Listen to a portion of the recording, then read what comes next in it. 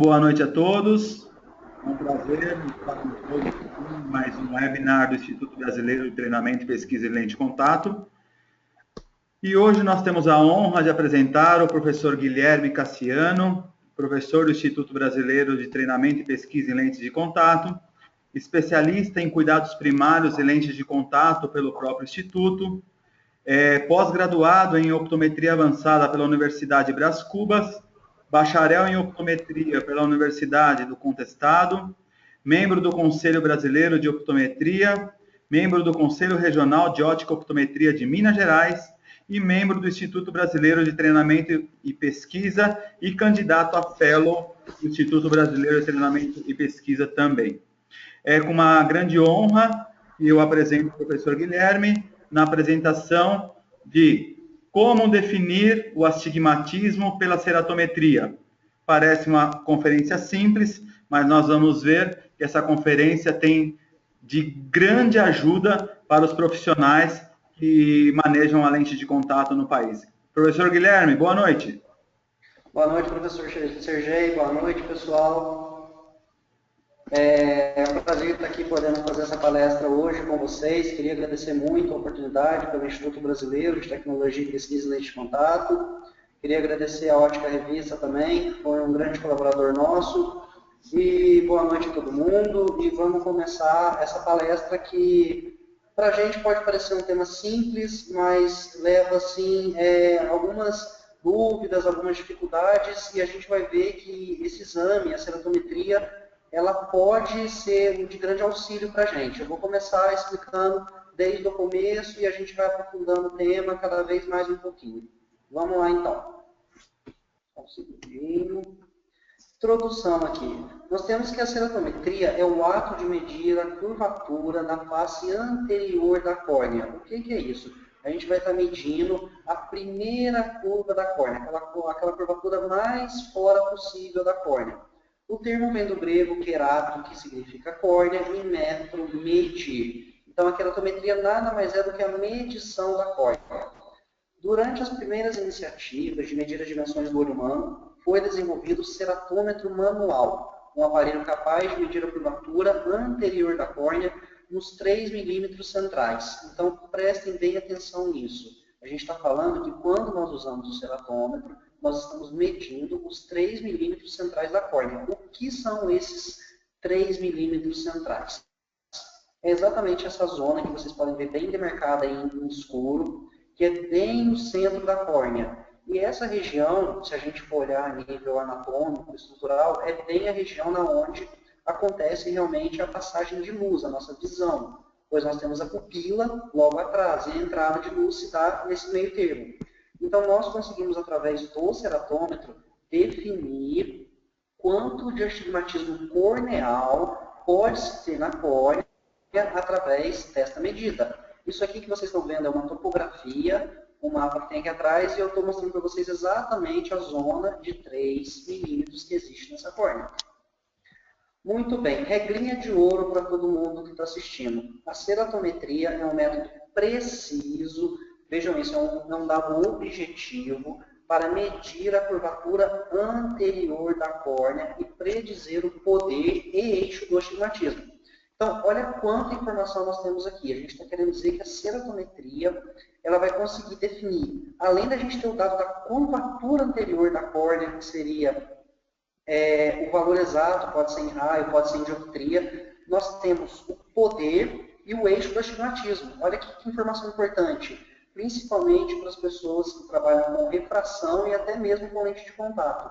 Porque a partir do momento que nós, com um exame objetivo, temos um dado no eixo do astigmatismo e o poder dele, a gente já começa o nosso exame com uma base de dados já fundamentada num exame objetivo. Então, isso pode vir a facilitar muito a nossa vida. Então, eu vou falar um pouquinho da história da ceratometria. A gente vai entrar um pouquinho na parte histórica, porque eu acredito que há uma importância na história de como a ceratometria foi feita, há uma história de por que ela foi desenvolvida. Então, assim, é muito importante a gente conhecer por todo um exame. Então, a ceratometria, ou também chamada de oftalmometria, como os antigos chamavam, representa o estudo das medidas das curvaturas dos meridianos da córnea. Meridiano estes quais são? Nós sabemos que a córnea possui dois meridianos principais. Nós temos o meridiano horizontal da córnea e nós temos o meridiano vertical da córnea. Então, os equipamentos, os ceratômetros, eles são desenvolvidos para que se possa tirar essas duas medidas. Quando nós tratamos de meridianos verticais e horizontais, nós estamos diante de uma córnea regular. Nós estamos falando de meridianos que estão a 90 graus uns dos outros. As primeiras medidas da córnea se atribuem a Christoph Steiner, que comparava o tamanho das imagens refletidas com as obtidas em modelos de raios de curvaturas conhecidos, ou seja, ele tinha um padrão e daí ele fazia a cerotometria e comparava com este padrão. Daí ele conseguia saber se ele estava tratando de uma cerotometria muito curva ou uma cerotometria muito plana. Então, o ceratômetro, também chamado de oftalmômetro, foi um instrumento desenvolvido primeiramente pelo físico Helmholtz, em 1821. Em 1894, foi a data que Helmholtz viveu. E pela primeira vez utilizou em 1954 para medição de constantes do olho. Ou seja, como esse equipamento é um equipamento de observação objetiva, ele conseguia determinar constantes do olho. Quais são as constantes do olho? Nós temos que a córnea dá um valor constante do olho, ela gera um astigmatismo constante, ela gera uma refração constante, por ser uma estrutura, diferentemente do cristalino, que não se molda conforme a nossa focalização. Então, o ceratômetro de Helmholtz era, na realidade, uma modificação de um tipo de heliômetro criado pelo físico Thomas Young, consistindo de um telescópio tendo em frente da objetiva duas miras de vidro, com superfície planas, paralelas, colocado lado a lado. Ou seja, o ceratômetro, como nós conhecemos hoje, ele foi uma evolução de equipamentos físicos desenvolvidos ao longo da história. Então, acho que esses nomes hoje, para nós, ópticos, optometristas, eles são bem comuns. O Thomas Young, o Helmholtz, nós temos vários livros que citam esses físicos da antiguidade que desenvolveram isso. Então, observem que o ceratômetro foi uma coisa desenvolvida em 1800 e meados de 1850, 1850. Então, é um exame, um equipamento muito antigo, só que ele ainda é de extrema importância para nós nos dias de hoje. Então, vamos lá. Segundo o ceratômetro de Helmholtz, ao rotacionar as placas, as duas imagens eram separadas e os deslocamentos das imagens podiam ser calculados pelo ângulo obtido entre a mira e o eixo do telescópio, ou seja, existiam cálculos matemáticos que faziam essa medição. Medidas grosseiras do raio de curvatura da superfície anterior da córnea já haviam sido feitas por outros pesquisadores, que comparavam a imagem formada por reflexão nessa superfície, ou seja, estava começando a entender a ideia de curvatura anterior da córnea. Tentativas foram realizadas com o objetivo de colocar escalas no plano focal do sistema óptico, mas o movimento das imagens observadas causava grande inexatidão, pois elas não eram nítidas, não eram estáveis, e nos resultados até então obtidos. Helmholtz introduziu então o sistema de duplicação das imagens, mediante um acessório especial, um prisma óptico, ou seja, com o prisma ele conseguia duplicar as imagens. Este princípio de duplicação já era utilizado em instrumentos astronômicos e foi então adaptado ao primeiro oftalmômetro de uso prático, ou seja, para a construção desse equipamento, nós tivemos que pegar base na física, base na astronomia, base na própria biologia, para aí sim nós conseguimos desenvolver um modelo padrão de uso prático de equipamento.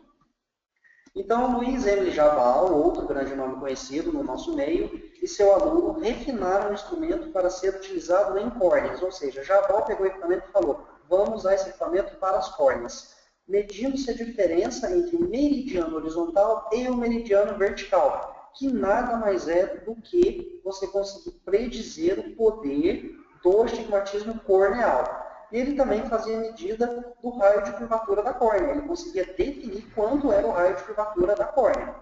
E utilizando o ceratômetro, Thomas Young demonstrou que a mudança nas lentes e a consequência mudança na acomodação do olho estava relacionado com a mudança de curvatura da lente no cristalino. Como que ele chegou nessa conclusão?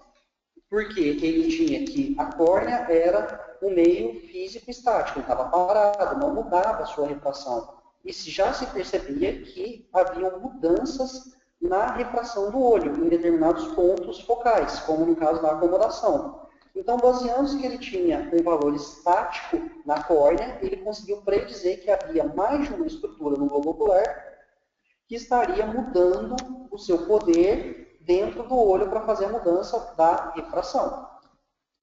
Então, esse ceratômetro, o ceratômetro de Java, era baseado no fato de que um objeto luminoso colocado diante do olho pode refletir uma porção da luz incidente na superfície anterior da córnea, que atua como um espelho convexo, ou seja, a luz bate, a luz vai voltar para o equipamento e você vai conseguir fazer a medição deste reflexo. O tamanho desta imagem depende do tamanho do objeto e da sua distância à córnea, e também do raio de curvatura da córnea. Estava, então, descoberta a teoria básica que daria impulso à construção de ceratômetros, ou seja, precisou de anos de estudos físicos para se poder construir os primeiros ceratômetros. Esses instrumentos são todos comumente caracterizados pela dependência da reflexão especular na superfície da córnea, ou seja, qual seria o princípio físico do equipamento? Seria a reflexão especular. Por quê? Porque através dessa reflexão nós podemos sim tomar a medida. Ou mais precisamente na película lacrimal que recobre toda a córnea para determinar o desvio de um círculo perfeito refletido na superfície. O que é isso? Para quem já trabalha com equipamento, já conhece, já usa, nós percebemos que conforme o paciente pisca, você consegue ver o filme lacrimal ali. As miras, quando elas estão nítidas, perfeitamente estabilizadas, você consegue ver no momento que o paciente pisca. Conforme ele mantém o olho aberto, a película lacrimal se rompe e você percebe um desfocamento da imagem naquele momento. Então você consegue, através disso, perceber que a película lacrimal ela também influencia numa boa ceratometria. Então, como vimos anteriormente, os ceratômetros foram inicialmente desenvolvidos para prover uma medida objetiva do astigmatismo da córnea. Com o desenvolvimento das técnicas de refração mais sofisticadas e precisas, a informação dada pelos ceratômetros tornaram-se menos importantes. Nesse caso aqui, estamos falando de um topógrafo, estamos falando de um autorrefrator com ceratometria, mas eu, particularmente, não descarto jamais o uso de um ceratômetro manual, pois eu vou mostrar para vocês mais à frente a importância desse equipamento. Então, mas com o advento das lentes de contato para correção refrativas do olho, a medida dos tais de curvaturas corneanos se tornaram de suma importância para a confecção das lentes. Daí, então, o papel de destaque hoje dos ceratômetros. Esse é um ponto fundamental, porque o ceratômetro hoje não é um equipamento extremamente caro. Então, você consegue adquirir um equipamento desse e ele vai te servir perfeitamente para a adaptação de lentes de contato. A grande maioria delas, você consegue medir a curvatura da córnea através de um ceratômetro manual. Então, hoje, assim, para quem lida com lente de contato, para quem faz adaptação, é um equipamento de fácil acesso e que é extremamente preciso e funcional um bom ceratômetro hoje. Aqui agora eu queria mostrar para vocês dois tipos de ceratômetros. Aqui à esquerda nós temos o modelo Java, que foi o modelo desenvolvido, e nós temos o modelo Helmholtz. Hoje em dia, percebe-se que tem uma ligeira preferência pelos modelos Helmholtz. Ele é um modelo assim, mais comercialmente usado, que você encontra com mais frequências nas clínicas. A diferença entre os modelos se dá na forma como eles tomam a medida e na imagem apresentada ao examinador. Qual que vai ser o ponto dessa palestra? Eu vou explicar para vocês, passo a passo, como tomar a medida no ceratômetro de Helmholtz. Por quê? Porque vai ser o ceratômetro que vocês vão encontrar com mais facilidade, vai ser o ceratômetro que existe uma bibliografia que vocês possam pesquisar com facilidade. Então, assim, para quem não trabalha ainda, vai ser interessante porque vai entender o passo a passo, vou mostrar um vídeo de como colocar as miras bem certinho, para que a gente possa esmiuçar bem esse tema hoje proposto. Então, aqui eu tenho a imagem à esquerda das miras do ceratômetro Helmholtz. Vocês podem perceber que existe uma escala aqui, onde você tem os valores do meridiano vertical e do meridiano horizontal. Elas são dados tanto em raio quanto em dioptria. E nós temos as miras que são refletidas na córnea do paciente. Já no modelo Java, nós temos esta imagem, que é a imagem que mostra quando nós conseguimos alinhar as miras. Como eu disse, o foco eu vou me basear bastante no Helmholtz. Aqui eu tenho um vídeo que vai mostrar para vocês, ó, aqui é um ceratômetro Helmholtz. Vocês podem ver, tem a queixeira, a testeira, essa parte geralmente eles são bem iguais. Aqui nós temos as imagens que são mandadas para a córnea do paciente, a ocular do examinador, onde ele vai observar. E vocês podem perceber que é um equipamento bem tranquilo, não tem nada de sofisticado, não tem nada de muita tecnologia. Simplesmente ele se baseia por física básica. Aqui nós já temos o modelo Helmholtz. Nesse modelo Helmholtz vocês podem ver que existe um espelho aqui que iluminado joga a imagem na córnea do paciente. E aqui nós temos aonde nós mexemos, o tambor de dioptrias, que você pode regular a dioptria do meridiano vertical e a dioptria do meridiano horizontal. E o examinador olha pela ocular aqui. O vídeo já vai mostrar para vocês como é as imagens, como tomar as medidas. Aqui agora nós vamos ver por dentro do ceratômetro. Olha, vocês podem perceber a imagem do ceratômetro na córnea de um paciente. Aqui nós temos as miras, que devem estar alinhadas, esses círculos. Você deve sempre colocar o círculo preto do ceratômetro nessa bolinha aqui, dentro dessa bolinha.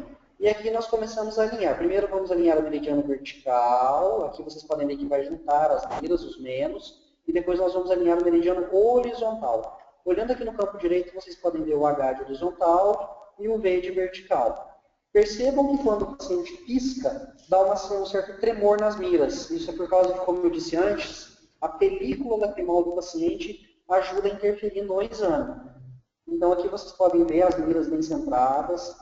Eu vou separar as miras novamente. Isso é uma ceratometria bem estabilizada, uma ceratometria bem feitinha. Então vocês vão ver certinho.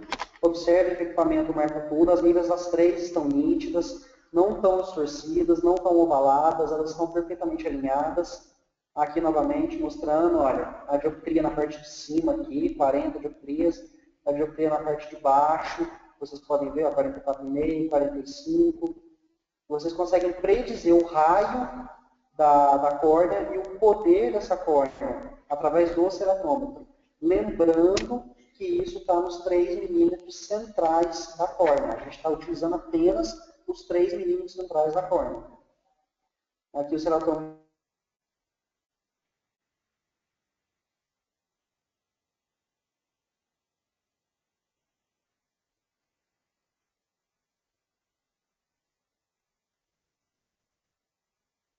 Mais importante, a gente deve ajustar a ocular do ceratômetro ao estado refrativo do examinador.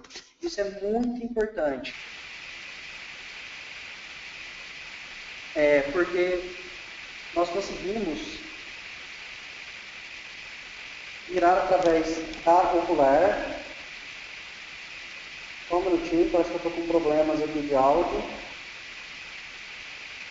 Vocês conseguem me ouvir?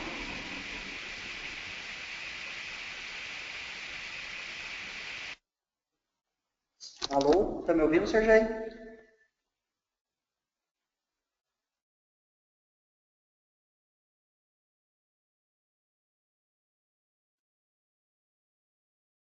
Está funcionando?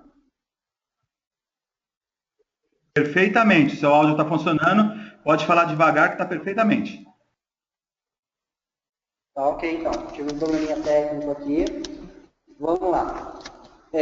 Primeiramente, vamos voltar aqui do começo.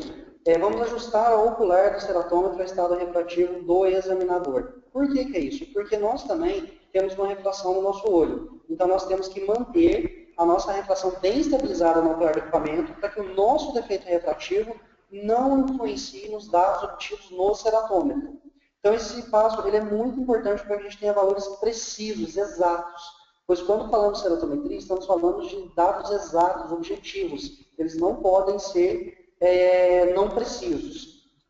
Após ajustar o ocular, nós pedimos ao paciente que apoie o queixo e a testa em seu respectivo suporte. O equipamento ele vem com uma queixeira e com uma testeira. Você vai alinhar o paciente bem certinho. Você vai ocluir o olho esquerdo do paciente com o oclusor do ceratômetro, porque ele tem um oclusor que vem junto com o equipamento, para que o paciente foque com o olho direito a mira do equipamento. ajustar a altura dos olhos do paciente até que coincida com a marca que existe do lado esquerdo do apoio do queixo. O que é isso? Na barrinha lateral de apoio do queixo do paciente tem uma marca. Essa marca é que vai fazer com que você tenha a altura dos olhos bem centralizadas no paciente. Então, ou seja, primariamente, você olha quanta coisa você já fez para ajustar o paciente ao equipamento. Você já ajustou a sua ocular, você já ajustou a queixeira do paciente, você alinhou a testa dele, você colocou a altura dos olhos dele bem certinha, e aí sim você vai começar o seu processo de medição da ceratometria. Então, depois que você alinhar o nivelador do ceratômetro com a abertura palpebral temporal do olho direito, ou seja, o ceratômetro ele tem um nivelador, você alinha esse nivelador palpebral e deixa ele bem certinho. Você indica ao paciente que os dois olhos devem ficar abertos e que fixe a imagem do olho que se vê refletido no centro do instrumento. Os instrumentos do tipo Helmholtz, eles têm um espelho bem no orifício de abertura dele. Então o paciente, às vezes, ele até confunde, nossa, estou vendo o olho do examinador. Não, ele está vendo o próprio olho refletido ali. Então você pede para ele olhar para o próprio olho e mire bem focado, que daí você consegue uma medida bem precisa. Qual é o próximo passo? Você vai deslocar suavemente o ceratômetro horizontalmente, para frente e para trás, até que o examinador observe, sem observar através da ocular, isso passa muito importante, você tem que ver dentro do equipamento, a imagem da mira ceratométrica refletida sobre a córnea. O que é isso? Você vai ver aquelas 3 bolinhas que eu mostrei no vídeo. Aquelas 3 bolinhas têm que aparecer. Então você vai mirar através da ocular. Você vai mover o equipamento verticalmente, agora a gente está falando para cima e para baixo, com o joystick, até que a cruz central ou o círculo, tem um círculo pretinho, seja observada através da ocular e fique no centro do círculo inferior à direita. O que é isso? Nós tínhamos uma bolinha embaixo à esquerda, uma bolinha à direita e uma bolinha em cima dessa bolinha direita. Você tem que colocar a mira na bolinha mais inferior e mais à direita possível. E ali você começa a alinhar as linhas do ceratômetro, os círculos, mexendo para frente e para trás dele. Até que o círculo fique inteirinho, o círculo inferior se veja inteirinho nítido. Porque você consegue ver, quando você vai mexendo no ceratômetro para frente e para trás, você percebe que ele vai desfocando e formando 2 linhas, às vezes 2 círculos. Daí você vai ajustando ele primeiro na horizontal, até você conseguir ver apenas um círculo nítido. Você consegue ver exatamente isso. Fica apenas um círculo nítido. Na bolinha da esquerda, mais à direita e mais embaixo. Então, depois que você faz isso, você tem que começar a tomar as medidas do equipamento. Vocês vão perceber que a cada vez que o paciente piscar, essa mira vai dar uma meia desfocada. Isso é normal. Vocês continuam tirando a medida e sempre observando se o paciente não se movimentou no equipamento. Por que disso? Porque se ele se movimentar no equipamento, vocês vão perder o desfocamento do ceratômetro. Então, como vocês começam a medir? Primeiro, vocês tiram a medida horizontal do ceratômetro. Vocês vão medir o tambor de cilindros até que os sinais de mais fiquem lado a lado, fiquem sobrepostos. Se você perceber que o sinal de mais, um ficou mais acima e outro sinal ficou mais abaixo, mesmo estando já na mesma linha, você deve girar o eixo do equipamento. Para que disso? Porque quando você gira o eixo do equipamento, você consegue sobrepor na vertical os sinais.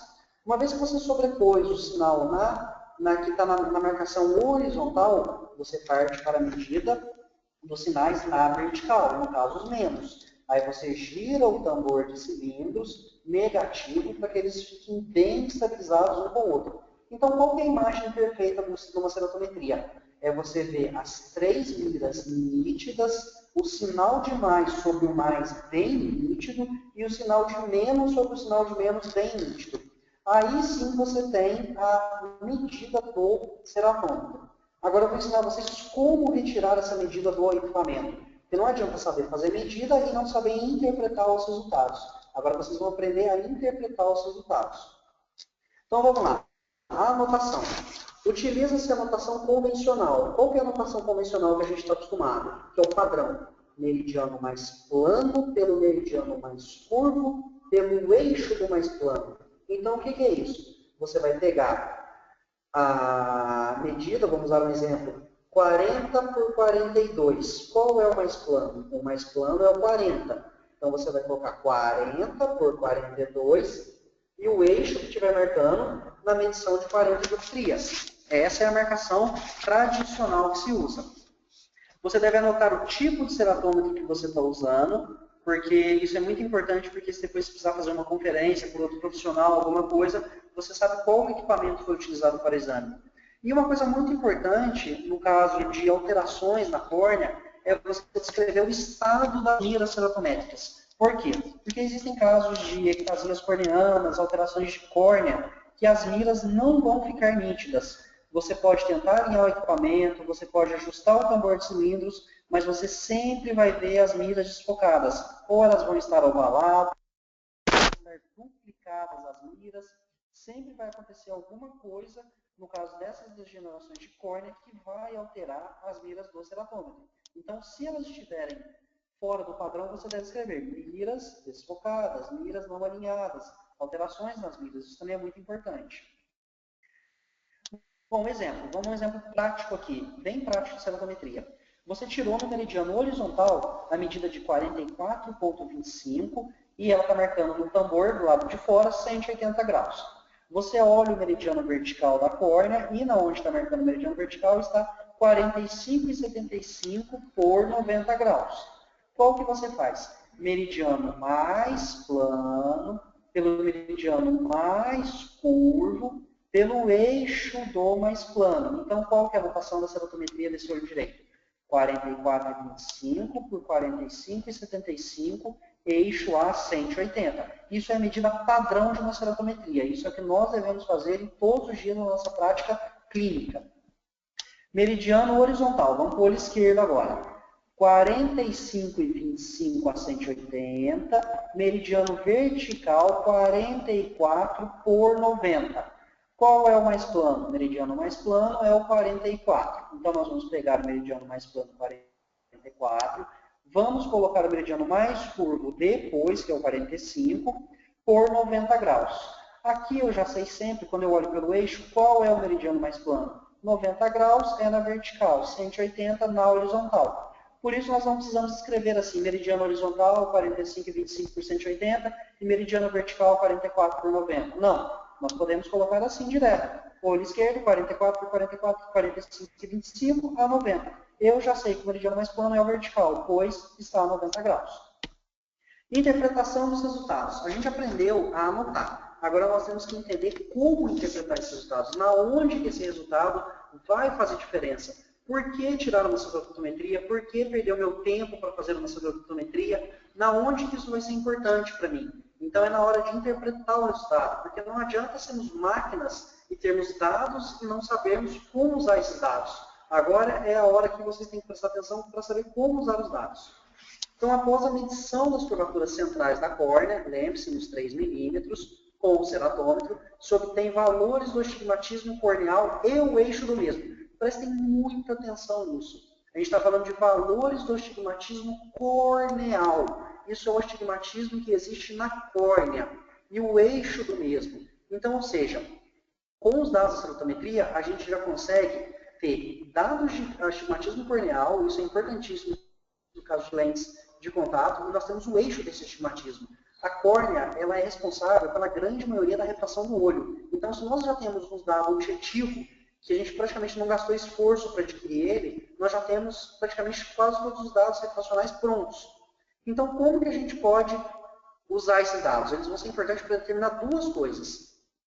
Primeiro, para a refração, usando os dados da ceratometria, podemos estimar o valor do astigmatismo final da refração, usando a lei de Javert, que diz que existe uma constante da lente intraocular que gera um astigmatismo de 0,25 a 0,75 por 90 graus. Ou seja, quando eu digo essa constante, eu estou dizendo uma constante física, mas ela também pode sofrer alterações. Se você tentar usar essa constante num paciente com catarata, por exemplo, pode ser que essa constante não funcione, pois nós temos uma alteração patológica que gera uma diferença na sua constante física. Então, nós estamos lidando com um órgão biológico, então ele pode sofrer alterações. Mas, em suma, a grande maioria vai respeitar essa regra. Essa regra funciona, assim, praticamente em, digamos, 90% dos pacientes. Ela vai funcionar.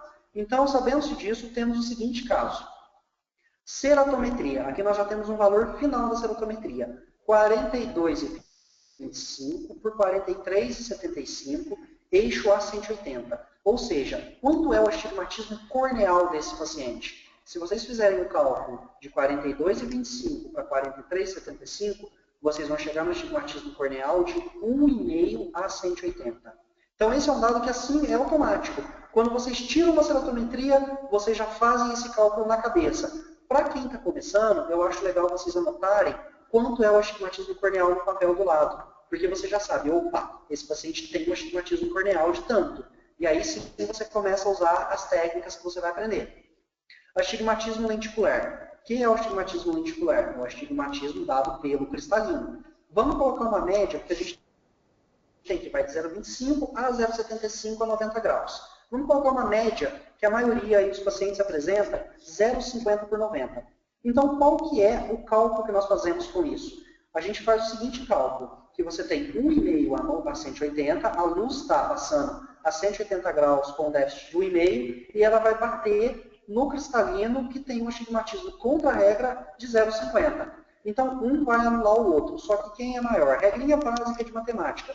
Você tem 1,5, eu tiro 0,50, quanto que sobra? Estimamos que esse olho terá um astigmatismo final de 1 dioptria a 180. Ou seja, eu não sei quanto é o tamanho do olho desse paciente, então eu não consigo predizer se ele vai ter uma miopia ou se ele vai ter uma hipermetropia. Porque se vocês olharem, essa córnea está bem próxima ao padrão de metropia corneal. Agora, se for um paciente que tem um olho muito grande, ele provavelmente vai ter uma miopia. Então, pode ser que o valor dê uma miopia na frente, mas o astigmatismo, você com certeza vai chegar num valor muito, muito próximo a uma dioptria cilíndrica a 180.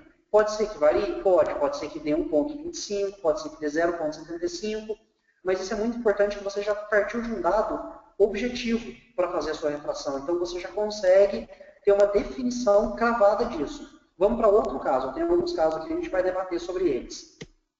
Outro caso aqui importante. Uma ceratometria de 42,25 por 42,75 a 180. Percebam vocês que a gente está falando de um astigmatismo corneal de 0,50 a 180. Um astigmatismo corneal bem, bem baixinho. Então, nós temos que o cristalino vai compensar esse astigmatismo a 90 graus. Porque nós temos que a média mais ou menos do lenticular é 0,50, nós temos que 0,50 a 180 com 0,50 a 90 praticamente não fica nada. Então, nesse caso, pode ser que a refração apresente somente valores esféricos, pois o astigmatismo gerado pela córnea seria compensado pelo astigmatismo latente do cristalino. O que é isso? Você pode pegar pacientes assim, e quando você faz a ceratometria, opa, esse paciente tem um astigmatismo corneal. Mas aí você usa a regrinha, quando você chega na refração, pode ser que ele tenha só uma miopia, ou pode ser que ele tenha só uma hipermetropia e não apresente nenhum vaso cilíndrico. Uma coisa que você já estava esperando, porque você já prediziu isso na ceratometria. Vamos para outro exemplo aqui importante. Ó, esse é um exemplo que eu gosto bastante. Ceratometria, quando dá isso, você já tem uma certeza. Vamos lá, ceratometria, 44,25 por 44,75 a 90. Ou seja, nós temos que o meridiano mais plano dessa córnea está na vertical. Só que nós temos um astigmatismo corneal aí, ele é pequeno, 0,50 a 90. É um astigmatismo pequeno, bem, bem baixinho. Só que nós estamos falando de astigmatismo a 90 graus. Então, imagina quando ele pegar e juntar com o astigmatismo do cristalino, que também está a 90 graus. Então, ou seja, a gente vai ter praticamente uma refração de 1 dioptria a 90 graus. Então, percebam vocês que quando nós tratamos de uma córnea em que o meridiano mais plano está na vertical, a tendência do astigmatismo final é ser um astigmatismo na vertical e maior do que você encontrou no astigmatismo corneal. Por quê? Porque ele vai somar com o astigmatismo do cristalino. Vamos para mais um exemplo. Ceratometria esférica. E aí? Não deu grau nenhum no astigmatismo corneal. Achei que essa córnea ela é 42,25 na vertical e ela é 42,25 na horizontal. O que eu faço? Bom, você não faz nada. Astigmatismo corneal, nulo, zero. O que você tem que ter em mente? Opa, se não tem astigmatismo na córnea, vai ter um astigmatismo no cristalino. Então você já começa a sua refração sabendo que você vai achar sombras contra a regra. Quando você fizer a retinoscopia, você já vai ver que o meridiano vertical, ele vai ter um cilindro ali. Então qual seria o total da refração numa córnea esférica? Nossa prática clínica diária, vemos casos como de acima. Isso é bem comum, viu, pessoal? Isso é uma coisa que a gente pega bastante, córneas esféricas.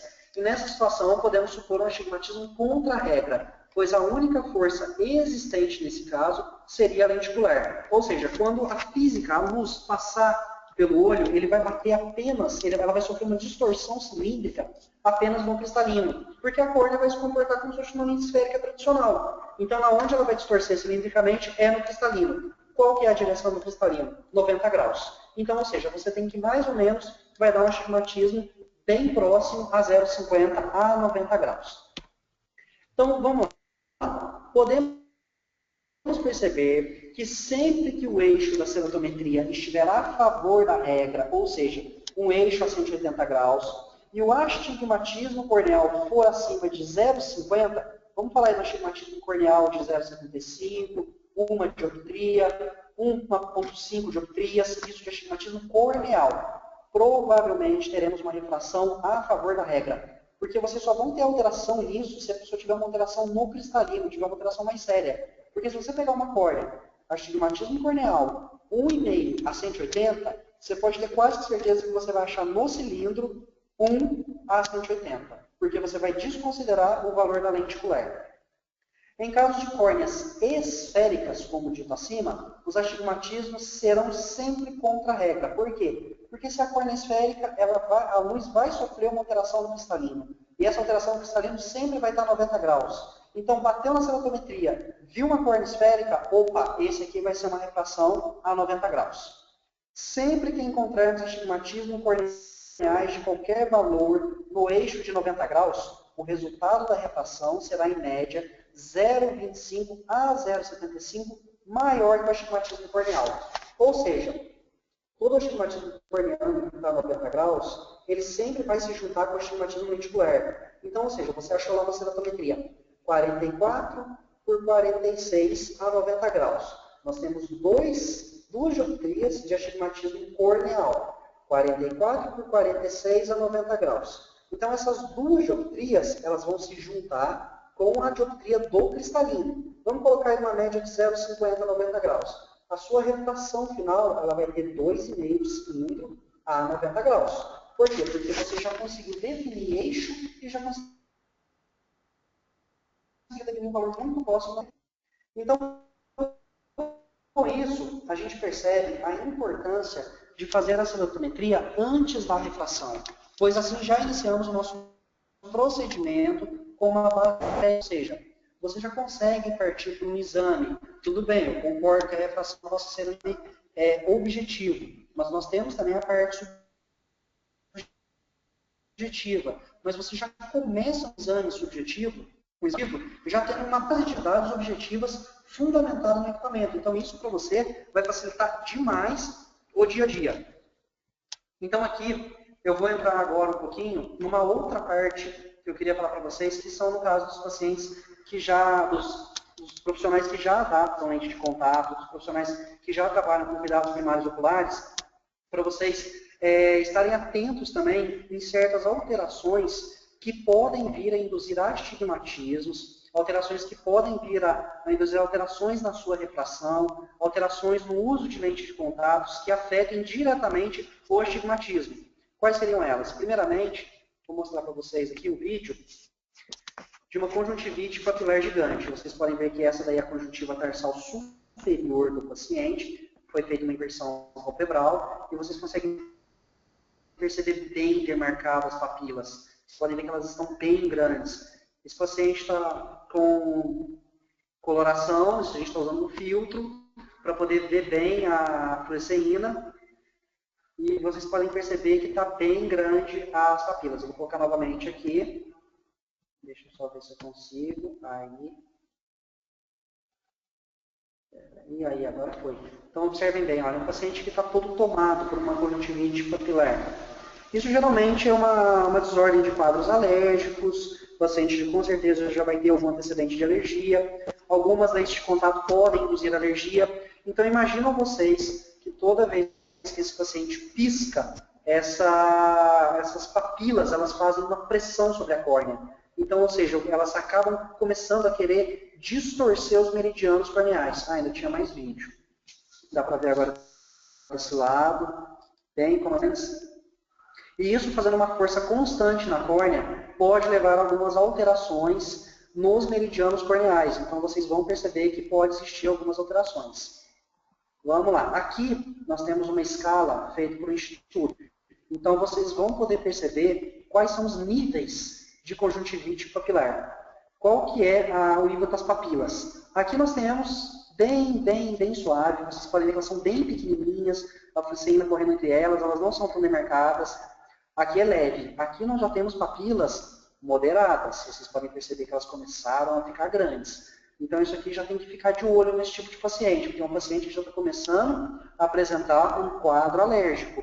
E isso é extremamente importante, além de vocês fazerem essa leucometria, quando vocês estiverem no exame de lâmpada de fenda, fazerem inversão palpebral de todos os pacientes. Por quê? Porque você só vai saber como está a conjuntiva tarsal superior depois que você fizer a inversão palpebral. Não adianta predizer, está boa, não está boa, sem fazer inversão. Tem que fazer a inversão do paciente, tem que corar para você poder ver a extensão dessa lesão. Aqui nós já temos um estágio um pouquinho mais moderado, um pouquinho mais grave. Vocês conseguem ver que as placas já estão bem definidas das papilas. Vocês conseguem ver que a fluoresceína já quase não espalha tanto, que elas estão bem altas. E aqui já é um quadro bem preocupante, é um quadro severo mesmo da alergia. Esse tipo de paciente tem que tomar muito cuidado com ele, porque ele pode vir a induzir um astigmatismo, ele pode vir a demarcar demais com lente de contato. Tem que ficar bem esperto com isso e estar sempre fazendo controle desses pacientes, principalmente os pacientes que reportarem algum tipo de alergia para vocês na anamnese. Então aqui eu vou mostrar para vocês também uma outra coisa que passa muito desapercebido pelos profissionais, principalmente profissionais que adaptam lente rígida, profissionais que já trabalham com lentes, mas não tem essa observação bem sutil. Eu vou botar os vídeos aqui para rodar para vocês perceberem. Vocês aqui estão vendo uma imagem em terceira dimensão de uma córnea. Isso foi feito através de uma topografia. E eu quero que vocês olhem bem para essas imagens. Porque vocês vão perguntar, nossa, tem uma córnea que está bem profunda aqui, ela está uma córnea bem oblata. E aqui eu tenho uma córnea, ela está, digamos, até prolata, essa córnea. Ela está bem mais elevada. E aí vocês vão falar, são pacientes diferentes. Não, aqui a gente está falando do mesmo paciente. A gente está eu estou mostrando para vocês imagens do mesmo paciente. Aí vocês vão perguntar, nossa, mas como que deu essa diferença?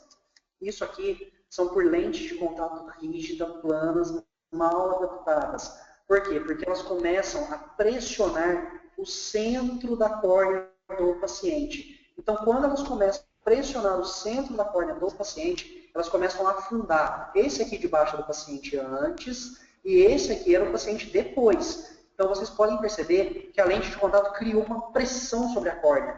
E essa pressão que ela criou, em alguns casos pode vir até lesionar uma córnea, ela mudou completamente a curvatura corneal. Então, ou seja, para pacientes que usam lente de contato rígida, podem ter alterações no astigmatismo. Por quê? Porque você está mexendo nas curvaturas de córnea do paciente, você está mexendo na fisiologia corneana do paciente. Então tem que ficar muito esperto, tomar bastante cuidado com as adaptações de lente de contato. Ela tem que ser feita com bastante cuidado, com bastante primazia, para não acontecer isso. Porque às vezes na tentativa de melhorar o seu paciente, você pode afundar ele ainda mais. Bom, vamos a concluir esse tema. Podemos verificar que com este estudo, a ceratometria, mesmo sendo exame inventado, eu diria, aí, há mais de 150 anos, ainda é de grande auxílio para a avaliação do sistema visual e para a adaptação de lente de contato. Isso, sem dúvidas, fundamental. Por quê? Nós temos um ceratômetro, a gente consegue predizer a curvatura da lente de contato, a gente consegue predizer poder do astigmatismo, a gente consegue predizer N coisas. Este procedimento deve ser inserido em todos os atendimentos primários da visão e deve ser indispensável na área de contatologia. Uma coisa muito importante também que eu queria salientar na área de contatologia é um exame que você consegue fazer com o ceratômetro. Além de tirar a medida da córnea, além de fazer outras coisas, você consegue fazer um boot não invasivo. O que seria isso? Seria um breakup time, um teste de boot. É um teste de rompimento da película lacrimal. Se você tem um ceratômetro à disposição, você consegue fazer um teste de boot somente observando as miras do ceratômetro. Porque no momento que o paciente piscar, as miras vão estar nítidas. Você vai esperar e vai começar a contar os segundos. Em alguns segundos, essas miras vão desfocar. Por que elas vão desfocar? Porque você não consegue mais ver a película lacrimal. Então, você conta o momento da piscada do paciente até que as miras desfoquem. No momento que a mira desfocar, ela começar a desfocar, é o momento que rompeu a película lacrimal. Então, ou seja, sem a necessidade de usar corantes, lâmpada de fenda, você consegue ter o valor do boot através da ceratometria. E o bom profissional deve conhecer, saber manusear e interpretar os resultados. Para mim, o mais importante é interpretar os resultados. Porque, às vezes, você pega um exame, uma topografia, pega outros tipos, até mesmo uma ceratometria, se você sabe interpretar os resultados, você tem o paciente na mão, você sabe como lidar com esse paciente, você sabe o que fazer e o que não fazer, através de uma simples ceratometria. Então, pois com a prática, a gente vê que muitos casos são diagnosticados e outros são solucionados com uma boa ceratometria. Vamos dar um exemplo. No caso de uma lente de contato mal feita, porque o profissional usou um método empírico, não usou uma ceratometria, você com uma ceratometria consegue corrigir o paciente com uma lente de contato mal adaptada. Em caso de ceratocone, às vezes você consegue colocar o paciente no ceratômetro e você de cara já consegue falar, opa, tem alguma coisa errada nessa córnea, porque não está legal as miras do ceratômetro. Então, ou seja, é um exame, parece bobo, parece simples, rápido de fazer, mas que te abre muitos leques no seu diagnóstico, porque você consegue fechar um diagnóstico, fechar uma conduta com o exame com uma ceratometria. Então, concluímos que esse exame associado a outros pode se tornar uma importante ferramenta no dia a dia do profissional e que, além de trazer qualidade ao exame, também traz segurança ao examinador. Porque a qualidade que eu digo é você vai ter um exame mais preciso, você vai ter um exame mais completo, você vai ter uma base de dados melhor. E a segurança é que você vai poder ir para a sua refração e falar assim, pô, esse cara tem um astigmatismo de 3 geometrias a 180 graus. Você de cara já vai sabendo que você vai achar um cilindro na refração. Você já tem a segurança de sair dali e fazer uma refração boa. No caso de alterações de córnea, você já fala, nossa, tem uma alteração nessa córnea. Então, ou seja, você sentou o paciente no ceratômetro, você já consegue perceber que ele tem uma alteração de córnea. Então, ou seja, você fica mais seguro fazendo a ceratometria. Aqui estão algumas referências. Eu queria agradecer ao professor Sergei, eu queria agradecer ao Instituto Brasileiro de Pesquisa e Tecnologia, queria agradecer à Ótica Revista por ser um parceiro nosso, por estar dando essa oportunidade, por estar abrindo esse programa de cursos online, palestras, para que a gente possa estar sempre levando atualização, levando conhecimento para todo mundo. Agradeço quem assistiu a palestra, foi um prazer estar aqui com vocês. E, Sergei, se você estiver me ouvindo, quiser comentar alguma coisa, a gente vai deixar o espaço aberto para perguntas, dúvidas de quem tiver alguma coisa. O Sergei está aí moderando essa palestra para a gente. Primeiramente, eu queria agradecer, Guilherme, parabenizar você pela palestra, uma palestra muito rica, uma palestra cheia de informações que muitos talvez não tenham a ideia do tanto de informação que teve nessa palestra. E, para mim, você está de parabéns pela sua apresentação. Nós temos algumas perguntas de alguns colegas seus de profissão, tanto do Brasil quanto do exterior. Eu tenho uma pergunta aqui que é o seguinte: qual é o melhor ceratômetro para fazer a análise de córnea? O ceratômetro Java ou o Helmut? Bom, eu vou dizer assim, na minha prática clínica diária, eu tenho ceratômetro tipo Helmholtz. Meu ceratômetro de origem japonesa, eu gosto muito desse ceratômetro, eu aprendi a lidar com ele me traz miras muito precisas, e assim, eu gosto da confiabilidade que ele me traz. Por quê? Porque o ceratômetro tipo Helmholtz, você consegue manusear ele muito fácil, e é bem simples, bem tranquilo. Então, assim, no meu dia a dia, a precisão das medidas que eu tiro me deixa muito satisfeito com esse modelo. Então, eu aconselho sempre a optar por um ceratômetro tipo Helmholtz.